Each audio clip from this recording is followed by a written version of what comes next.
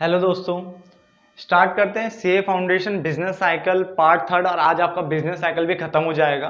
ठीक है, थोड़े से पॉइंट्स रह गए, कुछ गिने चुने पॉइंट्स, जिसमें सबसे पहला पॉइंट ये बड़ा है, बाकी सब छोटे छोटे हैं, कुछ खास बड़े नहीं है। तो फटाफट से इसको खत्म कर लेते हैं और ये चैप्टर भी आपका खत्म हो जाएगा। उसके बाद हम एक और चैप्टर की और तरफ जाएंगे। ठीक है ना। और अब जितने भी 3 चैप्टर बचे वो काफी बड़े बड़े चैप्टर हैं, तो थोड़ा टाइम लगेगा उसमें, बट क्या काफी इजीली आपको समझ में आ जाएगा क्योंकि आप कॉपी में इसके नोट्स ऑलरेडी कवर करते रहोगे। ठीक है ना। तो चलो स्टार्ट करते हैं। देखो हमारे पास पॉइंट नंबर 24 है। ठीक है ना। तो लीडिंग इंडिकेटर्स की अगर बात करें तो क्या होता है, देखो पॉइंट नंबर 24 के बाद मैंने कहा था ज्यादा से ज्यादा 31 या 32 पॉइंट्स है, तो इसमें 8 या 9 पॉइंट्स कुल रह गए हैं। ठीक है ना। तो उसने कहा इकोनॉमिक इंडिकेटर्स की बात करो, तो इंडिकेटर्स हमने लास्ट पार्ट में पढ़ा था, लास्ट पॉइंट था हमारा 23rd। इंडिकेटर क्या होते हैं, बट अब हमें पढ़ना है कि इकोनॉमिक इंडिकेटर्स कौन कौन से हैं। तो एक है लीडिंग, एक है लैगिंग और एक है को इंसिडेंट, जिसको हम कॉनकरेंट इंडिकेटर्स भी कहते हैं। क्या कहते हैं? कॉनकरेंट इंडिकेटर्स भी कहते हैं। ठीक है ना। तो आपको याद रखना है इनके नाम, क्योंकि इसके ऊपर पॉइंट क्वेश्चन आ सकता है। लीडिंग इंडिकेटर्स क्या होते हैं, लैगिंग इंडिकेटर्स क्या होते हैं, और को इंसिडेंट और कॉनकरेंट इंडिकेटर्स क्या होते हैं। क्लियर।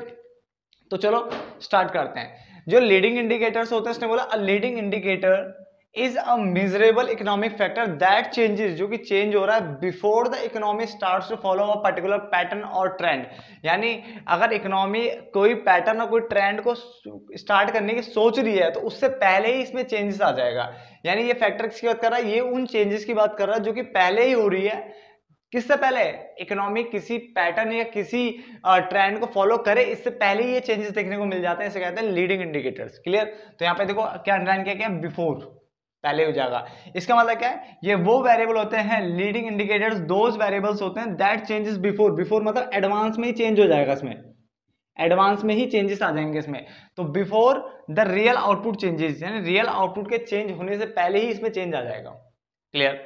जबकि अगर हम यहाँ पे बात करें तो ये वाला लैगिंग जो बताता है किसकी बात करता है, हिस्टोरिकल परफॉर्मेंस की बात करता है, यानी बीत गया।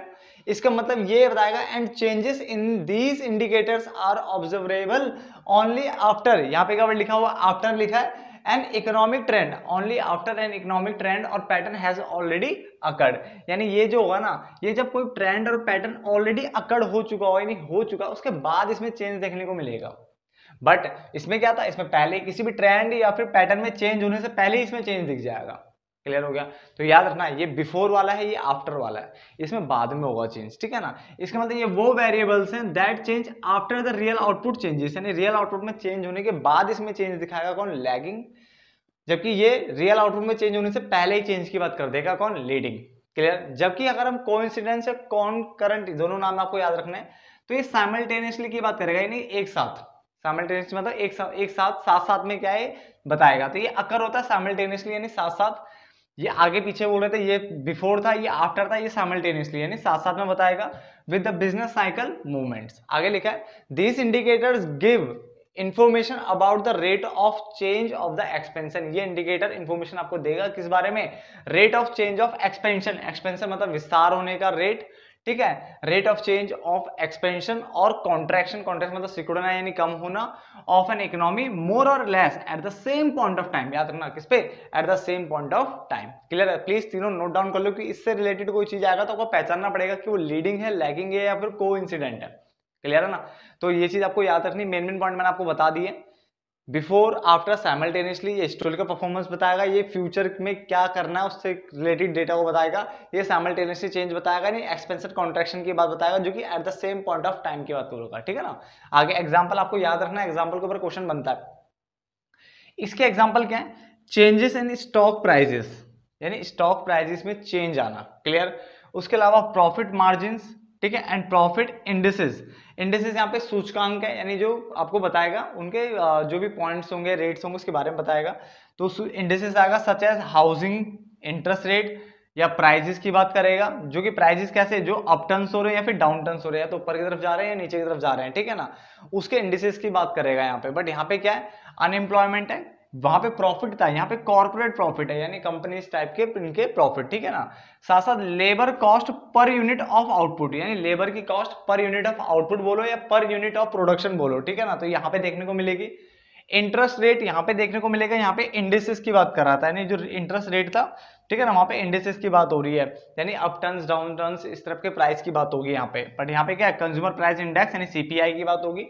सीपीआई यानी कंज्यूमर प्राइस इंडेक्स, साथ साथ कॉमर्शियल लीडिंग, ठीक है, सॉरी कॉमर्शियल लैंडिंग एक्टिविटी, कौन सा, कॉमर्शियल लैंडिंग एक्टिविटी। तो ये कुछ एग्जांपल्स है जो कि आपको याद रखने पड़ेंगे वहां के लिए, तो प्लीज एग्जांपल्स को ध्यान से पढ़ना, क्योंकि वो 3 एग्जांपल मान लो उसके दे देगा, एक इसका दे देगा, बोलेगा बता कौन सा इनमें से कोइंसिडेंट का एग्जांपल नहीं है, तो आपको पहचानना पड़ेगा, क्लियर। और जहां तक इसके ऊपर क्वेश्चन शायद बुक में भी होना चाहिए। आगे इसके देखो क्या है, जीडीपी यानी ग्रॉस डोमेस्टिक प्रोडक्ट इसका एग्जांपल है, उसके अलावा पर्सनल इनकम इसका एग्जांपल है, इन्फ्लेशन इसका एग्जांपल है, इंडस्ट्रियल प्रोडक्शन। बहुत बच्चे सोचते हैं ये सिर्फ बड़े लेवल की बात कर रहा है, बट ऐसा नहीं है। यहाँ पे देखो पर्सनल इनकम भी आया हुआ है, पर्सनल इनकम आया है, जीडीपी तो बड़ा ही है, इन्फ्लेशन बड़ा है, इंडस्ट्रियल प्रोडक्शन बड़े लेवल पे है। उसके अलावा रिटेल सेल भी यहाँ पे हम ले रहे हैं, और फाइनेंशियल मार्केट ट्रेंड भी ले रहे हैं। क्या ले रहे हैं, फाइनेंशियल मार्केट ट्रेंड यानी स्टॉक मार्केट प्राइजेस। अभी ये स्टॉक मार्केट मतलब होती है शेयर मार्केट की बात कर रहा है, ठीक है ना, जब शेयर इन सब में डील होता है ना उसकी बात कर रहा है। तो फाइनेंशियल मार्केट ट्रेंड भी बताएगा, और जबकि ये क्या बता रहा था, देखो कितना चेंजेस इन सिर्फ स्टॉक प्राइजेस, यानी जो शेयर के जो प्राइजेस है ना उसमें जो चेंज हो रहा है वो सिर्फ ये बता रहा है, बट ये पूरी फाइनेंशियल मार्केट ट्रेंड को बता रहा है। दोनों में अंतर है, बात है। ये सिर्फ शेयर प्राइस में जो चेंज आ रहा है उसकी बात करता है, ये पूरे फाइनेंशियल मार्केट ट्रेंड की बात कर रहा है, यानी जो स्टॉक मार्केट में जो प्राइसेस में, ठीक है ना, जो ट्रेंड जा रहा है उसकी बात कर रहा है। स्टॉक मार्केट यानी जो आपकी शेयर मार्केट है उसके में जो आपके प्राइस में होंगे, ठीक है ना, उसकी बात कर रहा है कौन, कोइंसिडेंट। तो आपको प्लीज नोट डाउन कर लीजिए ताकि आपको आसान रहे अब पेपर के टाइम पे याद करने में। तो सामने देखिए 30 तक पॉइंट मैंने सामने लिख दिए हैं, बस अब 2 पॉइंट और रहते हैं इसके बाद, यानी चैप्टर काफी जल्दी खत्म हो गया आपका वैसे भी, ठीक है। देखो आपको अगर हमारी वीडियोस पसंद आ रही है, ठीक है, ये नोट्स अगर आपको पसंद आ रहे तो प्लीज हमारे चैनल को सब्सक्राइब करना ना भूलें, और हमारे हर वीडियो को जो भी मैं आपके लिए बना रहा हूँ उनको लाइक और शेयर करना ना भूलें, क्योंकि आपकी वीडियो बनाने में काफी मेहनत लगती है, ठीक है, क्योंकि ये पूरे दिन भर में नहीं बनती है, ये रात को 11 बजे के आसपास या 11:30 के आसपास को शूट किया जाता है, ठीक है। तो उस टाइम पे काफी नींद आती है, तो बट क्या जैसे जैसे करके हम बना लेते हैं वीडियोस। तो पॉइंट नंबर 25 की बात करते हैं। पॉइंट नंबर 25 में लिखा है a variable that tends to move later than aggregate economic activity, यानी एग्रीगेट इकोनॉमिक एक्टिविटी होने के बाद अगर कोई वेरिएबल अगर मूव हो रहा है तो उसको क्या बोलेंगे, तो मैंने कहा था उसको लैगिंग वेरिएबल कहता है, अभी बताया था उसकी पहचान क्या होती है, क्योंकि वो बाद में मूव होता है ना। अब पहले वाला लीडिंग होता है, क्लियर है ना, तो वो समझ में आ गया आपको लैगिंग वाला। ऐसे अगला a leading economic indicator, leading मतलब जो पहले होता है, ठीक है, are generally used to forecast, ठीक है, इकोनॉमिक फ्लक्चुएशन, यानी इकोनॉमिक फ्लक्चुएशन को फोरकास्ट करने में मदद करता है। फोरकास्ट हम उन्हीं को करते हैं जिनकी जो हम संभावना देख रहे हैं उनकी होने की, जैसे वेदर फोरकास्टिंग होती है। वेदर फोरकास्टिंग का मतलब क्या होता है कि बारिश आएगी या नहीं आएगी, मौसम कैसा रहेगा, तो उसकी फोरकास्टिंग मतलब पहले ही अनुमान लगाना। तो पहले ही अनुमान लगाने वाली बात कहाँ आती है, हमेशा लीडिंग में आती है, और आफ्टर वाले में कहाँ आती है, हमेशा लैगिंग में, ठीक है ना। साइमल्टेनियसली कहाँ आती है, वो जो लास्ट वाला था। क्लियर हो गया ना, चलो 2 पॉइंट और हो गए हमारे, इसमें चलते हैं। A decrease in government spending, यानी अगर गवर्नमेंट का खर्चा अगर कम हो रहा है, यानी गवर्नमेंट का जो खर्चा है, ठीक है, वो कम हो रहा है इकोनॉमी के अंदर, तो इसका मतलब क्या हो, जो एग्रीगेट डिमांड कर्व है ना वो शिफ्ट हो जाएगा टू द लेफ्ट, यानी लेफ्ट साइड की तरफ ये शिफ्ट हो जाता है। क्यों होता है समझ लेते हैं। देखो आपने एग्रीगेट डिमांड पढ़ा हुआ 12th क्लास में, इसका मतलब होता है C plus I plus G plus X bar. X bar का मतलब यहाँ पे होता है export minus import, export minus import, ठीक है ना। एक्सपोर्ट को X से बताते हैं, इम्पोर्ट को M से बताते हैं। अब देखो एग्रीगेट डिमांड कब कब बढ़ेगा, जब आपका कंजम्पशन एक्सपेंडिचर बढ़ेगा तो ये बढ़ेगा, साफ साफ दिख रहा है। इन्वेस्टमेंट एक्सपेंडिचर बढ़ेगा तो ये बढ़ेगा, गवर्नमेंट का एक्सपेंडिचर बढ़ेगा तो ये बढ़ेगा, ठीक है ना, बात समझ रहे हैं। और इसमें नेट एक्सपोर्ट में नेट एक्सपोर्ट बढ़ेगा तो ये बढ़ेगा, इसको अगर इस तरह से पढ़े तो एक्सपोर्ट बढ़ेगा तो ये बढ़ेगा, बट अगर इंपोर्ट घटेगा तभी ये बढ़ेगा, क्योंकि अगर इंपोर्ट बढ़ा तो फिर माइनस में आ जाएगी फिगर, ठीक है ना, क्या आ जाएगी, माइनस में फिगर आ जाएगी। तो हमें वर्ड क्या देखना, हमें देखना C plus I plus G plus X bar, क्या देखना है, C plus I plus G plus X bar, जिसमें C का मतलब मैंने आपको क्या बताया, C मतलब बोला मैंने यहाँ पे कंज्यूमर का जो एक्सपेंडिचर है वो आपका बढ़ना चाहिए, जैसे बढ़ेगा एग्रीगेट डिमांड बढ़ेगा, कम होगा तो एग्रीगेट डिमांड भी कम हो जाएगा। ऐसी I बढ़ेगा तो देखो सब प्लस में ना, तो ये बढ़ेगा बढ़ेगा, और I कम होगा तो ये भी क्या हो जाएगा, कम हो जाएगा। क्लियर। G यानी गवर्नमेंट एक्सपेंडिचर, अगर गवर्नमेंट एक्सपेंडिचर बढ़ा तो ये भी बढ़ेगा एग्रीगेट डिमांड, बट अगर ये घटा तो एग्रीगेट डिमांड भी घटेगा। नेट एक्सपोर्ट में एक्सपोर्ट अगर बढ़ेगा तो एग्रीगेट डिमांड बढ़ेगा, और अगर इंपोर्ट गलती से बढ़ गया ना तो एग्रीगेट डिमांड आपका कम हो जाएगा, क्योंकि फिगर फिर माइनस की ज्यादा हो जाएगी। बात समझ आ रही है ना सब कुछ। चलो अब इसने बोला ये कहा है लेफ्ट साइड में शिफ्ट करेगा। लेफ्ट साइड में शिफ्ट करने का मतलब क्या होता है इसको समझ लेते हैं जरा, ठीक है ना, कि लेफ्ट साइड में शिफ्ट करने का मतलब क्या है यहाँ पे। इसका मतलब ये है कि अगर मान लो मैं आपके लिए डायग्राम बनाने की कोशिश करूं, ठीक है, जो आपने पढ़ा था, छोटा सा बनाता हूं, ठीक है।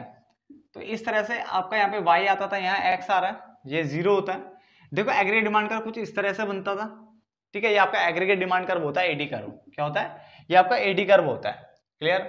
और जो एएस कर्व होता है ना, एग्री सप्लाई कर्व, वो भी बता देता हूँ, ऐसे बनता हो, ठीक है ना, वो इस तरह से बनता है। ये आपका एएस कर्व होता है, जो कि आपका 45 डिग्री पे होता है। कितने पे होता है? 45 डिग्री पे होता है, क्लियर। तो ये आपका एडी कर्व हो गया। अब इसने बोला अगर आपका गवर्नमेंट स्पेंडिंग कम होती है, कम बोला ना उसने, तो ये लेफ्ट साइड हो जाएगा। लेफ्ट साइड मतलब ये इस तरह से आ जाएगा, तो ये इस तरफ चला गया, तो ये AD1 हो गया। क्या हो गया? AD1 हो गया। और अगर मान लीजिए तो लेफ्ट साइड शिफ्ट कर दिया मैंने, नहीं इस तरफ को शिफ्ट कर दिया। बट अगर मान लो कि यहाँ पे ये सब बढ़ रहा होता, कंज्यूमर एक्सपेंडिचर बढ़ रहा है, सब बढ़ रहा है, तो फिर ये राइट साइड की तरफ शिफ्ट हो जाता। किस तरफ होता? राइट साइड, इस तरह से, ठीक है ना। बात समझ आ गया? AD2। तो अगर गवर्नमेंट एक्सपेंडिचर बढ़ा तो ये लेफ्ट साइड यानी सॉरी राइट साइड की तरफ शिफ्ट होगा, इस तरफ को आएगा। बट अगर गवर्नमेंट एक्सपेंडिचर कम होता है तो ये लेफ्ट साइड की तरफ जाएगा। क्लियर हो गया, ठीक है ना। ऐसी औरों के लिए भी आप देख सकते हो। आगे, फ्लक्चुएशंस इन गवर्नमेंट स्पेंडिंग। अगर गवर्नमेंट स्पेंडिंग में यानी गवर्नमेंट के खर्चे में अगर फ्लक्चुएशन होती है, यानी उतार चढ़ाव होता है, तो उसका इंपैक्ट कहां पड़ेगा? उसका इंपैक्ट पड़ेगा एग्रीगेट इकोनॉमिक एक्टिविटी में, जिससे क्या होगा? बिजनेस में फ्लक्चुएशन आएगी। बिजनेस में भी क्या आएगी? फ्लक्चुएशन आएगी। यानी गवर्नमेंट के इसमें अगर फ्लक्चुएशन आई तो उससे एग्रीगेट इकोनॉमिक एक्टिविटी में तो इंपैक्ट पड़ेगा, साथ साथ जिससे क्या देखने को मिलेगा? आपको बिजनेस फ्लक्चुएशंस देखने को मिलेगी। क्लियर। उसके बाद बिजनेस साइकिल अगर आपसे कोई पूछे कि ओरिजिनेट कहां होती है, तो आपको याद रखना है फ्री मार्केट इकोनॉमीज में होती है। कहां होती है? सिर्फ और सिर्फ फ्री मार्केट इकोनॉमीज में होती है, बाकी किसी इकोनॉमी में नहीं है, सिर्फ फ्री मार्केट इकोनॉमीज में, ठीक है। फ्री मार्केट आपको पता है अच्छे से क्या होता है, ये मैंने आपको बताया था पहले भी, ठीक है ना। चलो उसके अलावा मनी सप्लाई अगर आपसे पूछे, देखो मनी वाला जब भी इस चैप्टर में यूज होगा नाम, तो हॉटरे का नाम मत या भूलना, ठीक है ना, क्योंकि हॉटरे ही मनी के बारे में बताते हैं। मैंने आपको स्टार्टिंग वाली पहले वाली वीडियो में बताई थी कि जो आपका बिजनेस साइकिल पार्ट 1 था। तो मनी सप्लाई जब भी आएगा तो हॉटरे को आपको याद रखना, ठीक है। इसने कहा था मनी सप्लाई क्या होता है। मनी सप्लाई की डेफिनेशन आपको हमेशा याद रखनी है कि टोटल वॉल्यूम, यानी टोटल वॉल्यूम मतलब quantity, total quantity of money, यानी ये उस क्वांटिटी ऑफ मनी की बात कर रहा है जो कि हेल्ड बाय पब्लिक, यानी जो पब्लिक के पास है एट अ पर्टिकुलर, ये पॉइंट याद रखना, at a particular point of time, ठीक है ना। यानी किसी समय के एक निश्चित बिंदु पर जो लोगों के पास, जनता के पास जो भी पैसा जमा है ना, उसको क्या बोला उसने बोला उसको मनी सप्लाई, ठीक है ना, इन एन इकोनॉमी। यहाँ पे at a particular point of time है, ये भी आपको याद रखना है, पहले बोल रहा हूं आपको, ठीक है ना, क्योंकि आपको टाइम फ्रेम लेना पड़ता है। जैसे कि मान लो कि आज के डेट पे देख लिया या कल के डेट पे देख लिया, किसी एक पर्टिकुलर टाइम फ्रेम में जनता के पास जो भी पैसा होता है उसको क्या कहते हैं? मनी सप्लाई कहते हैं। क्लियर हो गया। तो हमने कितने 30 पॉइंट्स कर लिया, 2 पॉइंट्स और करते हैं, इस वीडियो को फटाफट से क्लोज कर लेते हैं। उसके बाद चलो लास्ट के 2 पॉइंट कर लेते हैं फटाफट से। Causes of business cycle. तो कॉजेज में हमारे पास इंटरनल कॉजेज है और एक्सटर्नल कॉजेज है, ठीक है ना। याद रख लेना, क्योंकि वही यहाँ पे भी क्वेश्चन बन सकता है। आपको 3 पॉइंट यहाँ के दे देगा, 1 पॉइंट यहाँ का दे देगा, उसमें पहचानना पड़ेगा आपको कि इंटरनल कौन सा और एक्सटर्नल कौन सा है। तो इंटरनल में आपके पास जो है एक तो fluctuation in effective demand, effective demand में फ्लक्चुएशन, इन्वेस्टमेंट में फ्लक्चुएशन, गवर्नमेंट की स्पेंडिंग में फ्लक्चुएशन, यानी वेरिएशन इन गवर्नमेंट स्पेंडिंग। तो 3 में तो फ्लक्चुएशन वैसे ही बता दिए, ठीक है ना। उसके अलावा मैक्रो इकोनॉमिक पॉलिसीज, ठीक है ना, जो हमने स्टार्टिंग में देखा था, 2 तरह की मैक्रो इकोनॉमिक पॉलिसीज बताई थी मैंने यहाँ पे, ठीक है ना। उसके अलावा मनी सप्लाई, जिसमें हम किसकी? हॉटरे की बात करते हैं। और फिर साइकोलॉजिकल फैक्टर्स, साइकोलॉजिकल फैक्टर्स मतलब जो कि माइंड वाइंड से रिलेटेड होता है, ठीक है ना। और यहाँ पे हमने बात किसकी की थी? पिगू की। याद रखना साइकोलॉजिकल फैक्टर्स में पिगू ही आता है सामने, ठीक है ना। एक्सटर्नल फैक्टर में आपके पास वॉर है, युद्ध वाला, पोस्ट वॉर रिकंस्ट्रक्शन हो सकता है, ठीक है। तो 2 वॉर से रिलेटेड हो गया, एक टेक्नोलॉजी शॉक हो गया, ठीक है ना, यानी टेक्नोलॉजी धक्का। उसके अलावा आपका नेचुरल फैक्टर और पॉपुलेशन ग्रोथ, ये आपके एक्सटर्नल कॉजेज होते हैं। क्या होते हैं? एक्सटर्नल कॉजेज होते हैं, तो इनको याद रख लो। उसके अलावा जो बचे हमारे क्या है वो इंटरनल है। इंटरनल में भी आसान है, 3 तो वेरिएशन है यानी फ्लक्चुएशन है, चौथी आपकी मैक्रो इकोनॉमिक पॉलिसी, 5वां मनी सप्लाई, छठा साइकोलॉजिकल फैक्टर। अब लास्ट पॉइंट आपका है साइकोलॉजिकल फैक्टर की। अगर हम बात करें तो ये पिगू ने कहा था, ये आपको पता होना चाहिए क्योंकि आपने तो कोई पॉइंट पढ़ा था। स्टेट ऑफ माइंड, पहले साइकोलॉजिकल का मतलब क्या है, यहाँ पे बात कर रहा है state of mind of businessman, state of mind of businessman, businessman की मानसिक स्थिति की बात कर रहा है, ठीक है ना। तो मनोवैज्ञानिक स्थिति की बात कर रहा है। बट आपने ये जो वर्ड पढ़े थे यहाँ पे पढ़े थे कि दो तरह से हो सकता है, या तो ऑप्टिमिस्टिक हो सकता है या पैसिमिस्टिक हो सकता है। ये आपने पहली क्लास में पढ़ा था, ऑप्टिमिस्टिक और पैसिमिस्टिक। ऑप्टिमिस्टिक मतलब कि वो आशावादी है, आशावादी मतलब वो नए नए तरीके ढूंढता रहता है अपने आप को एक्सपेंड करने की। और दूसरा होता है पैसिमिस्टिक है, वो निराशा है, निराशावादी है, यानी वो बेचारा खाली सदमे में रहता है। तो अगर वो ऑप्टिमिस्टिक हुआ तो वो इन्वेस्टमेंट करेगा, यानी इन्वेस्टमेंट करेगा इसका मतलब इन्वेस्टमेंट के अमाउंट को बढ़ाएगा हमेशा ऊपर, यानी बढ़ाएगा, अपने ऊपर को बढ़ाएगा, यानी इंक्रीज की लिख रहा हूं मैं, यानी वो इन्वेस्टमेंट के अमाउंट को इंक्रीज करेगा, जिससे एक्सपेंशनरी फेज क्या हो जाएगा, मे बेगिन, वनी वो स्टार्ट हो जाएगा। एक्सपेंशनरी फेज जो है मतलब वो जो है विस्तार है वो बढ़ना शुरू हो जाएगा, यानी आपका जो बिजनेस साइकिल है वो बढ़ेगी, यानी बिजनेस बढ़ेगा, ठीक है। जबकि पैसिमिस्टिक अगर आप निराशावादी हो तो उसमें क्या होगा, रिस्ट्रिक्ट करेगा ये इन्वेस्टमेंट को, उसका मतलब इन्वेस्टमेंट जो लेवल है वो कम हो जाएगा इस बार, ये रिस्ट्रिक्ट करेगा देयर इन्वेस्टमेंट, जिससे इकोनॉमी फेस करेगी क्या, कॉन्ट्रैक्शन। कॉन्ट्रैक्शन मतलब सिकुड़ना यानी कमी होना, ये आप कॉन्ट्रैक्शन इसके कारण पैसिमिस्टिक। तो ये ऑप्टिमिस्टिक पैसिमिस्टिक हमने स्टार्टिंग में पढ़ा था, ये पिगो बोलता है, ये साइकोलॉजिकल फैक्टर के अंदर आता है जो बोलता है states of mind of businessman. Clear. तो देखो आपको मैं ये पार्ट मैंने आपका खत्म कर दिया है, ये चैप्टर आपका खत्म हो गया, अब एक नया चैप्टर स्टार्ट करेंगे, ठीक है। देखते हैं कौन सा चैप्टर हम स्टार्ट करेंगे, जहां तक है जो प्रोडक्शन और कॉस्ट वाला चैप्टर उसको हम स्टार्ट करेंगे, बड़ा है वो भी। तो चलो तब तक के लिए धन्यवाद दोस्तों। और अगर मैं बार बार रिपीट करूंगा, अगर आपको वीडियो पसंद आ रही है तो प्लीज इसको लाइक शेयर करना ना भूले। Thank you.